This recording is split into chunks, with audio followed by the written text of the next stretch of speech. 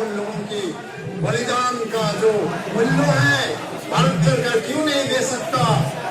हम लोग देश के खिलाफ नहीं है, बल्कि हम देश के खिलाफ लड़ने वाले हर शक्ति के खिलाफ लड़ने के लिए तैयार हैं। हम लोग देश को बचाने के लिए, हम भारत का जो दुश्मन होता है ये हमारा भी दुश्मन होता है। कल अगर पाकिस्तान भारत को आक्रमण करता है, हमारा जवान लोग कितना चाहते हैं आपको, जब आप बुलाएंगे पाकिस्तान के साथ लड़ाई करने के लिए हजार हजार जवानों वहां जाके लड़ाई करने के लिए तैयार होगा, मरने के लिए तैयार होगा।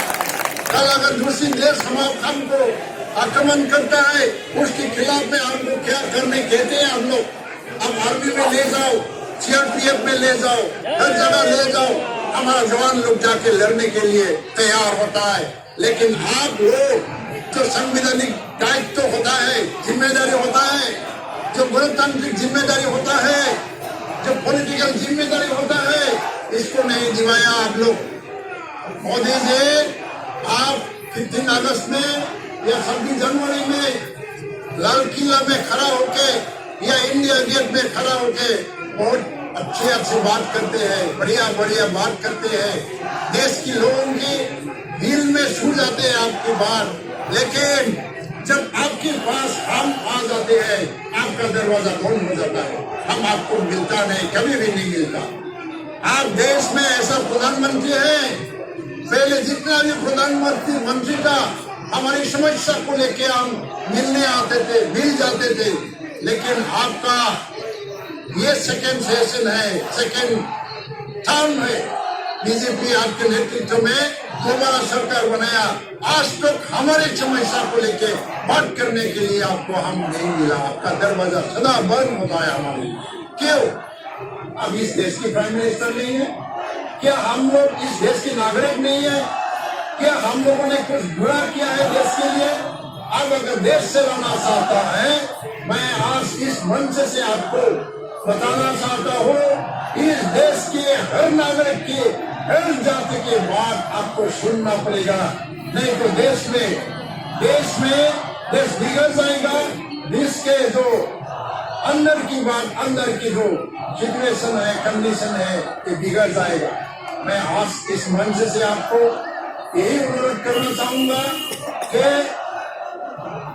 विधान को बनाने के लिए, बदलाव बनाने के लिए आप ऐसा मत समझ लो और आने वाले चुनाव के पहले आप इलेक्शन मैनिफेस्टो में लिख देंगे इसको बनाएगा। ऐसा वादा, फुटका वादा हमको नहीं चाहिए, हमको एक्शन चाहिए। आज आपको काम करना होगा और दिखाना होगा, 1-2 साल में हर तरह की इस तरह का समस्या समाधान करके आपको दिखाना होगा। मैं आप लोगों को फिर से नमस्कार करता हूँ यहाँ आके इस कार्यक्रम को सफल करने के लिए। और मेरी तरफ से मैं पहले बताया कि ज्यादा बात मैं नहीं कर पाऊंगा, मेरा एक समस्या गला में एक समस्या हो रहा है, फिर मैं बताने की कोशिश किया तो आपके साथ वो ये काफी है। और मैं अपने आप को खुशकिस्मत समझता हूँ कि हर समय जब दिल्ली में ऐसा आंदोलन होता है, मैं यहाँ रहने का मौका मिलता हूँ।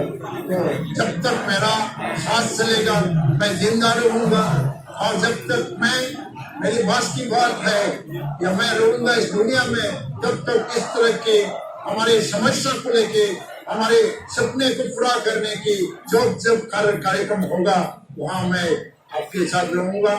ये वादा रहा आप लोगों के सामने मेरी तरफ से। और इसी बात को लेकर के मेरा जो वक्तव्य है इस समय में ये समाप्त करता हूँ। धन्यवाद।